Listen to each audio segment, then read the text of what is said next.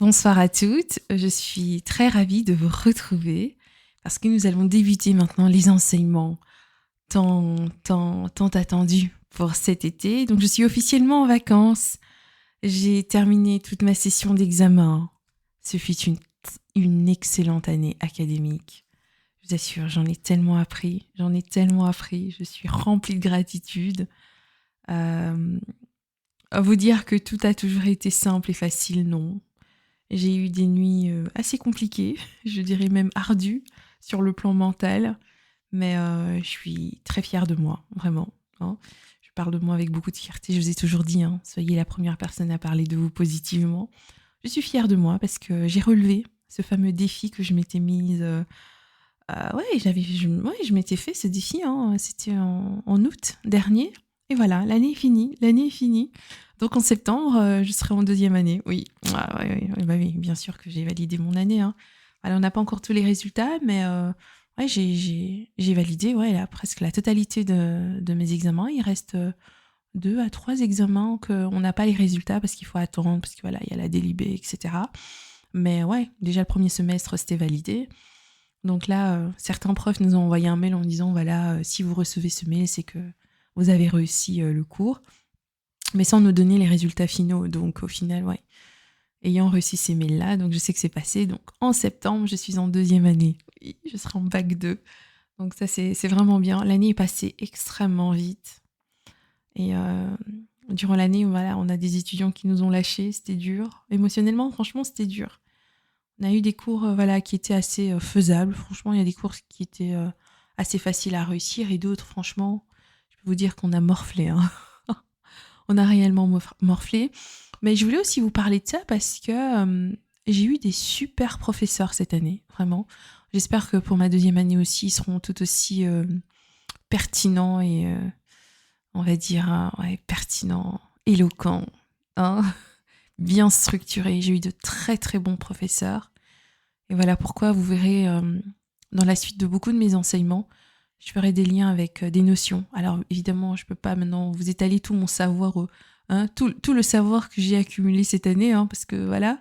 Mais voilà, quand je pourrais de temps en temps faire un lien avec des, hum, des notions, des éléments qui sont pertinents, je n'hésiterai pas à vous les partager dans mes enseignements. Donc voilà, donc je vous parle avec un peu d'émotion. Je pense que vous l'entendez dans ma voix, je suis très émue. Parce que voilà, l'année académique est finie. Voilà, c'est fini. Et on s'est vu au dernier cours, c'était ici en début de semaine, et on s'est dit, en fait, voilà, l'année est finie. On était vraiment émus, hein. Oh, franchement, j'ai fait aussi de belles rencontres. Des personnes aussi qui ont fait d'autres choses avant moi, qui ont fait du marketing. Ouais, et d'autres, voilà, c'était des jeunes étudiants qui commençaient, c'était leur première année. Donc voilà, donc c'est vraiment intéressant d'enrichir aussi comme ça mon réseau, de rencontrer des nouvelles personnes. C'était vraiment intéressant. Et j'ai juste hâte maintenant d'entamer cette deuxième année, hein, avec toute cette force. Et il faut le dire, voilà, il faut le dire aussi, j'ai été bien entourée. J'ai un bel entourage, franchement, il n'y a rien à dire. À commencer par mon mari, mes parents, ma sœur, mon frère aussi, de temps en temps, qui ont gardé les enfants, ma belle-mère aussi, que j'affectionne beaucoup, qui m'a beaucoup soutenue cette année académique. C'était oui, oui, Yaya, apporte-moi les enfants, je vais les garder pour toi. Et pendant ce temps, bah, moi, j'étais là dans mes codes et en train d'étudier, etc. Donc voilà, je sais que si sans ces personnes-là, ça aurait été un peu difficile pour moi. Mais voilà, avec tout ça, une bonne organisation, ben, nous y sommes parvenus. Donc voilà, donc ce sont toutes ces personnes qui vont devoir recevoir des cadeaux de ma part cet été. J'ai déjà préparé ma liste, hein, comment je vais m'organiser pour leur offrir des cadeaux, pour leur dire merci. Ah bah oui, parce que oui, j'ai réussi, je suis intelligente, j'ai bien compris, mais sans ces personnes aussi, ça aurait été difficile, hein, avec l'organisation, avec les enfants. Donc voilà, donc à commencer même par mon mari. Donc ouais, certains soirs, quand j'avais cours le soir, ben, il s'occupait des 2 petits mousquetaires là. Donc voilà, donc c'était ça que je voulais vous annoncer. Voilà, comme ça vous l'entendez aussi de vive voix. Il y en a parce que c'est pas tout le monde qui écoute, qui lit les publications.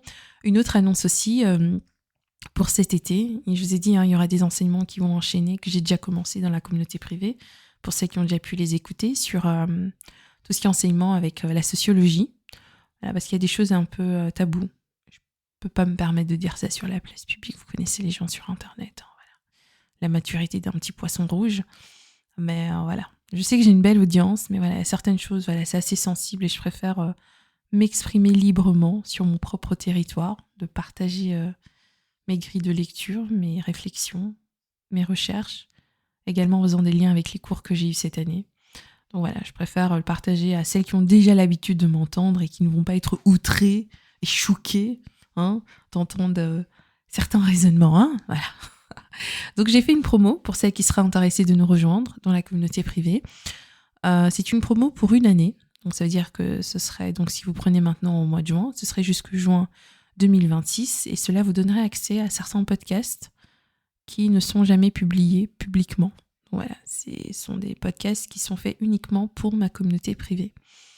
Voilà, donc là c'est une série vraiment, c'est une partie sociologie, partie analyse, on parle beaucoup aussi de classe sociale, de certaines situations, des codes aussi, de l'élite, et j'aborderai aussi certains codes qui sont à mettre en avant dans votre ascension. Voilà, donc pour celles qui ont déjà eu l'occasion d'écouter ces podcasts-là, tant mieux pour vous. Certains de ces podcasts, lorsqu'ils sont pertinents et que cela pourrait rentrer en compte pour le contenu spécial pour les femmes afrodescendantes, alors je le partagerai également sur Patreon. Quand je trouve que c'est pertinent que les femmes afrodescendantes l'entendent, et que voilà, c'est vraiment pour sensibiliser les femmes afrodescendantes, je le partage sur Patreon. Parce que comme vous le savez, Patreon, c'est la plateforme sur laquelle je partage du contenu uniquement en fait pour les femmes afrodescendantes. Donc j'ai aussi préparé une petite liste comme ça de sujets spécifiques destinés aux femmes afrodescendantes. Donc donnez-moi juste le temps de tourner tout ça, d'enregistrer tout ça, et je vous le partagerai également sur Patreon. En vrai, j'aime beaucoup la version audio comme ça parce que je gagne du temps. Filmer face caméra, ça me fait perdre énormément de temps, vous pouvez même pas imaginer. Bien que j'avais trouvé un studio, enfin par rapport au matériel, vous savez que j'ai tout ce qu'il faut, mais c'est le temps. Filmer, ça prend énormément de temps. Je préfère vraiment le podcast parce que là, maintenant, au moment où je vous parle, là, j'ai une super belle robe décolletée avec toute ma poitrine dehors. Ouais, donc si je fais une vidéo comme ça, voilà. Je peux pas être confortable, je dois m'habiller bien cadré, on voit pas trop la poitrine, etc. Donc non, moi tout ce stress-là de vérifier que je suis bien maquillée, que le cil ne part pas à gauche, que les cheveux sont bien... Non. Là, ouais, je suis chill, tranquille. Malheureusement, vous pouvez juste pas contempler ma beauté. Ça, c'est... Voilà. C'est ce qui est un peu dommage, oui, je sais. Mais mis à part ça, vous pouvez quand même entendre ma belle voix. Donc ça, c'est déjà très bien. Donc c'est comme si j'étais à côté de vous. Donc voilà, c'est pour vous dire que voilà, cette annonce est faite. Donc pendant un temps, vous pourrez donc nous rejoindre. Alors, cette offre de 65 € pour 1 an est disponible uniquement pour 5 jours. Après 5 jours, ça va passer à 80, ainsi de suite. Voilà, je vais augmenter, je vais encore 2 fois pallier et après je fermerai les portes et je me concentrerai sur celles qui sont déjà présentes. D'accord ?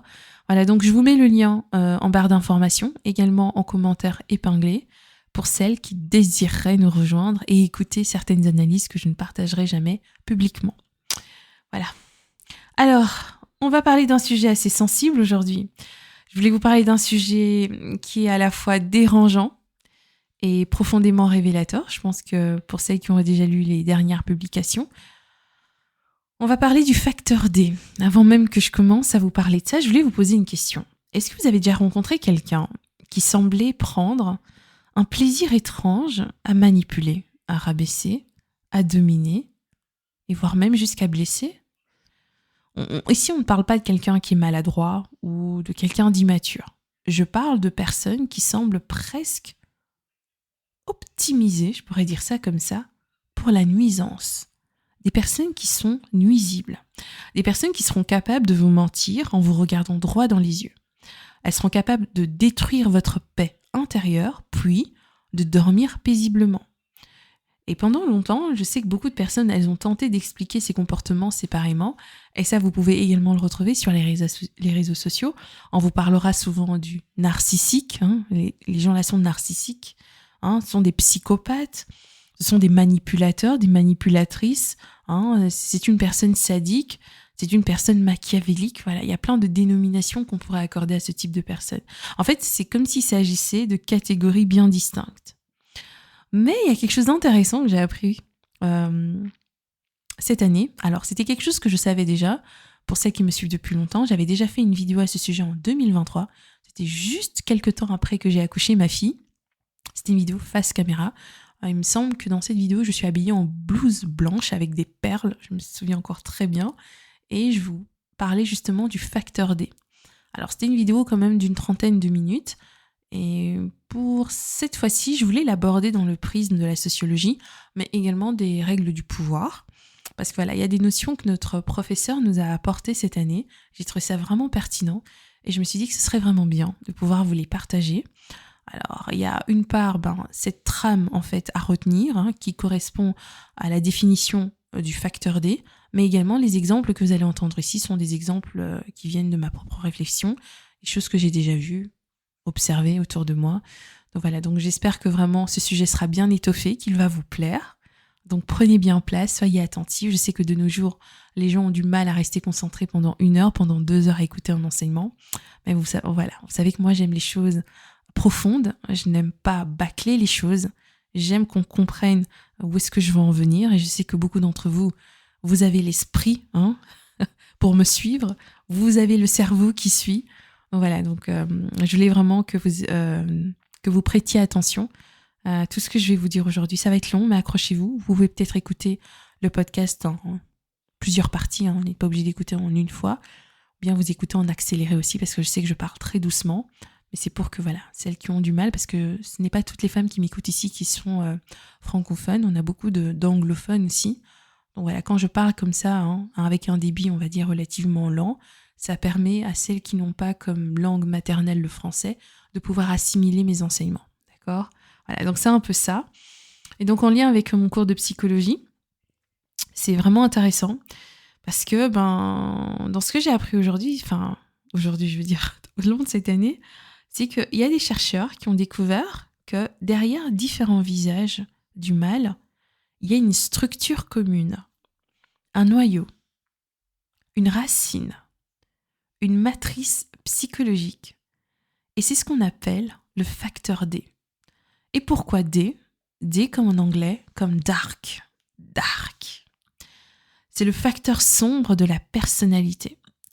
Écoutez bien ceci, mesdames, parce que ça sera fondamental pour mon enseignement d'aujourd'hui. Le facteur D, sachez qu'il correspond à une tendance générale à poursuivre ses intérêts personnels, même si cela va impliquer de nuire aux autres, de les exploiter, de les humilier ou de les détruire, tout en se sentant parfaitement justifié. Autrement dit, la malveillance ne se limite pas à faire du mal. La véritable malveillance va commencer lorsque quelqu'un se donne intérieurement le droit moral de vous nuire. Et c'est là que le sujet va devenir très sérieux. Parce que vous allez voir que certaines personnes ne vous blessent pas parce qu'elles ont perdu le contrôle. Elles vous blessent parce qu'elles estiment y gagner quelque chose. Et cela change tout. Et aujourd'hui, on va décortiquer les 9 traits qui composent ce facteur D. Donc accrochez-vous, ça va être très long. 9 traits qui composent le facteur D. Et je vais vous dire quelque chose aussi de très important. Comprendre ces mécanismes, c'est pas un luxe intellectuel. C'est un outil de protection. Et vous savez à quel point je prône la protection. Notamment pour les femmes qui sont en ascension. Elles doivent développer cette capacité à repérer ce type de personnes pour se protéger et avoir 2-3 coups d'avance. Parce que dans la vie, comme vous le savez, l'ignorance vous coûtera très cher. Et surtout lorsqu'elle concerne la nature humaine. Et comme vous le savez ici, on aborde les sujets, les règles invisibles du jeu social. On aborde la psychologie sociale, mais également la nature humaine, qui est en lien aussi avec les jeux de pouvoir. Voilà pourquoi il est très important, et j'attire encore votre attention sur cette nécessité à comprendre tout ce que vous allez entendre tout au long de cet enseignement. Parce que beaucoup de personnes, vous allez remarquer, beaucoup de personnes souffrent, pas parce qu'elles sont faibles, mais parce qu'elles vont attribuer à des personnes malveillantes une profondeur morale qu'elles n'ont pas. Elles vont projeter leur propre conscience sur autrui. Et c'est une grande erreur. Et je pourrais même dire que c'est une erreur fatale. Et j'ai envie de vous dire que ne pensez pas que les autres sont comme vous. Ne pensez pas que tout le monde aime comme vous, que tout le monde a de l'empathie comme vous, que tout le monde va agir avec des scrupules. Plutôt, ce serait vraiment bien que vous l'acceptiez, parce que tout ça, ça vous protégera ça protégera votre ascension, ça protégera votre paix. Et donc sans plus tarder, on va donc commencer